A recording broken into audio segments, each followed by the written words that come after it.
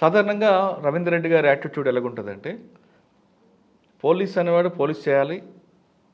Friendly policing పబ్లిక్‌తో ఉండాలి. Accused కాదు అని నమ్ముతాడు ఆయన ఒకటి. రెండోది పన్నుకు పన్ను, కంటికి కన్ను అన్నది ఆయన ప్రధాన సిద్ధాంతం. మీరేమైనా నేర్చుకున్నారా? వారి దగ్గర అన్నీ నేర్చుకున్నాం. అన్నీ నేర్చుకున్నాం కాబట్టి టఫ్‌గా నిలబడగలిగాం. ఆహా! సంక్షోభాలకు భయపడేది కాదు. అంటే భయపడడం అనేది భయమే లేకుండా పోలీసింగ్ చేశాం. పక్కా పోలీస్ ఆఫీసర్ ఒకవైపు నుంచి మీరన్నట్టుగా, ఒకవైపు పక్కా పోలీస్ ఆఫీసర్. ఖచ్చితంగా పోలీస్ ఆఫీసర్ లాగానే పనిచేయాలి. Victim first, complaint first. Police స్టేషన్కి వస్తున్న వారికి ప్రతి ఒక్కరికి పని కావాలి. ఖచ్చితంగా వాళ్ళని సాధారణంగా ఆహ్వానించాలి, వాళ్ళకి పని చేసి పెట్టాలనేది. At the same time state మీద ఉన్నటువంటి ఆ సమయంలో ఉన్నటువంటి బర్డెన్, స్టేట్ మీద ఉన్నటువంటి ఆ సమయంలో ఉన్నటువంటి ప్రభావం ఏదైతే ఉందో దాన్ని కూడా పోలీస్కు అవసరమైతే హ్యాండిల్ చేయాలి అని చెప్పి మేము శివధర్ రెడ్డి గారి దగ్గర ఇంకొక పద్ధతి ఉంటుందండి. విజిబుల్ పోలీసింగ్ ఎక్కువ ఆయన ప్రాధాన్యత ఇస్తారు. వారు నాకు బాగా బేసిక్ గుర్తుంది. పోలీసింగ్ అనేది చేస్తే చాలు, మనం ఏం చేయట్లేదు అని అంటుంటారు ఆయన.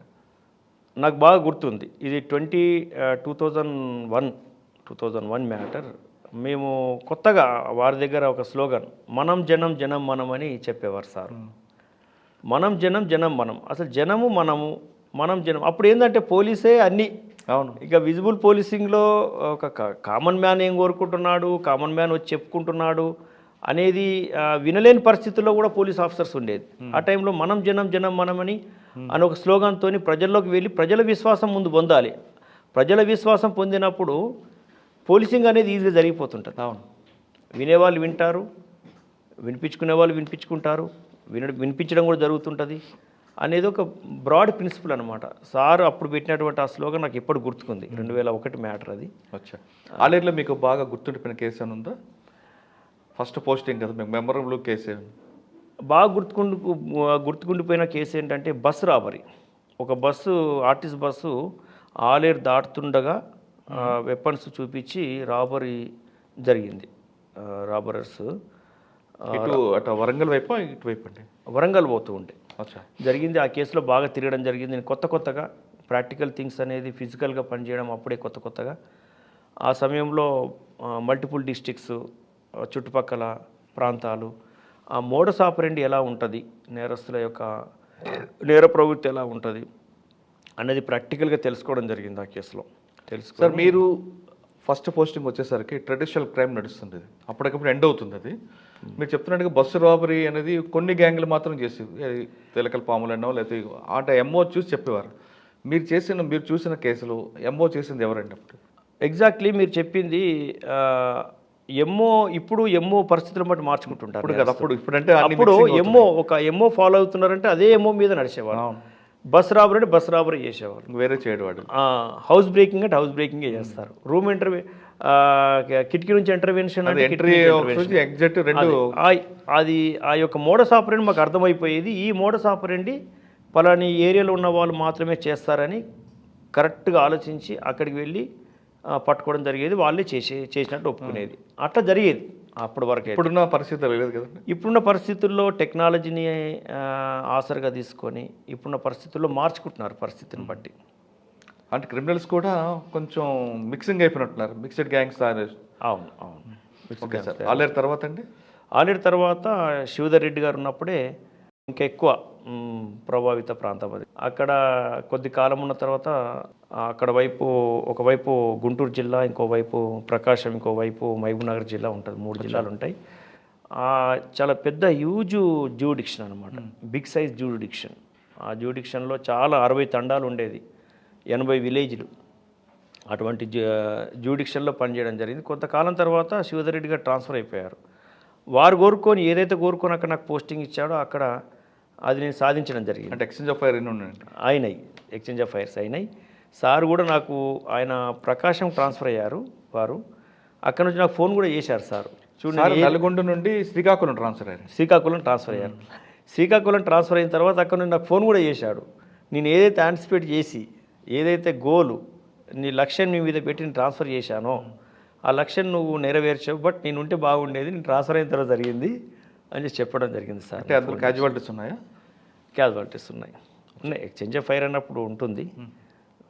అంటే మీకు అక్కడ బాగా గుర్తుండి మేము చెప్పగలరా ఎక్స్చేంజ్ ఆఫ్ ఫైర్ ఒకటి? ఎక్స్చేంజ్ ఆఫ్ ఫైర్ బాగా గుర్తుకుంది ఎన్కౌంటర్, దాన్ని గుట్ట ఎన్కౌంటర్ అని కూడా అంటారు. అచ్చా. అది ఇంకా ఒకటి తండా ఎక్స్చేంజ్ ఆఫ్ ఫైర్. మీకు ఎన్ని గంటలకు ఇన్ఫర్మేషన్ వచ్చింది, మీరు ఏ టైంలో అక్కడికి వెళ్ళారండి? యాక్చువల్గా అక్కడ ఇన్ఫర్మేషను సాధారణంగా పాస్ కాదు, ఎందుకంటే అప్పటికి ఇంకా టెక్నాలజీ సెల్ ఫోన్ వ్యవస్థ రాలేదు. వచ్చినా కానీ కొంత లిమిటెడ్ ఏరియాలో ఉంటుంది, అంతే ల్యాండ్ ఫోన్స్. మన ల్యాండ్ ఫోన్లో మనం ఉండాలి ఆ టైంలో, అక్కడ నుంచి చేయాలంటే ల్యాండ్ ఫోన్ ఒక వ్యక్తికి ఉన్నదంటే ఆ వ్యక్తి యొక్క ల్యాండ్ ఫోన్ డిస్కనెక్ట్ చేసే పని చేసేవాళ్ళు నక్సల్స్, లేదంటే టెలిఫోన్ ఎక్స్చేంజ్ డ్యామేజ్ చేసేయడం, మొత్తమే కమ్యూనికేషన్ వ్యవస్థ అనేది ఉండదు.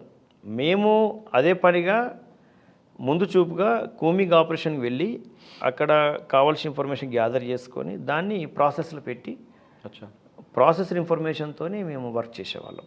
అప్పుడు ఎవరండి సీఏ మీకు? వెంకటరెడ్డి గారు. ఎవరండి? వెంకటరెడ్డి వారు రిటైర్ అయినారు, 1989 బ్యాచ్ వారు. సిఐడి నుంచి రిటైర్ అయినట్టున్నారు వారు. రాజేంద్ర ప్రసాద్ గారు మాకు డిఎస్పీ ఆ సమయంలో.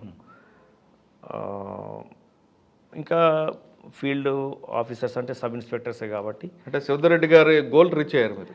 రీచ్ అయ్యాము. సార్ కూడా చెప్పారు నాకు ఫోన్ చేసి, బాగా గుర్తుకుంది నాకు. అప్పటి నుంచి సార్ యొక్క విజన్ ఎలా ఉంటుంది, ముందు చూపు ఎలా ఉంటుంది అనేది నాకు అప్పుడు బాగా నచ్చింది. అఫ్కోర్స్ మాకు ఒక ప్రాంతం అంటే జనసమూహంలో ఉన్నట్టు అనిపించేది ఆలేరులో ఉన్నప్పుడు. చందంపేటకి గుట్టల ప్రాంతానికి ట్రాన్స్ఫర్ చేసిన తర్వాత సర్వసాధారణంగా బాధ అనిపిస్తుంటుంది. అవును.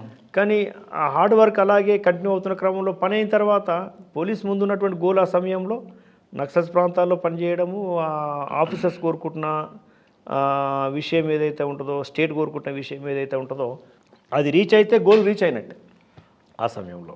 అప్పుడు దీంట్లో పడిపోయిన తర్వాత మీకు ఇవన్నీ మర్చిపోతారులేండి? మర్చిపోతాం. దట్టు ఏంటంటే నేను హార్డ్ వర్క్ చేయడానికి బాగా సిద్ధపడేవాడిని. నేను ట్రైనింగ్లో కూడా బాగా ప్రూవ్ చేసుకున్నాను. ట్రైనింగ్లో మాకు 4 అవార్డ్స్ ఏమి ఉంటుండే, 4 అవార్డ్స్లో 3 అవార్డ్స్ నాకు వచ్చాయి. ఓ సూపర్.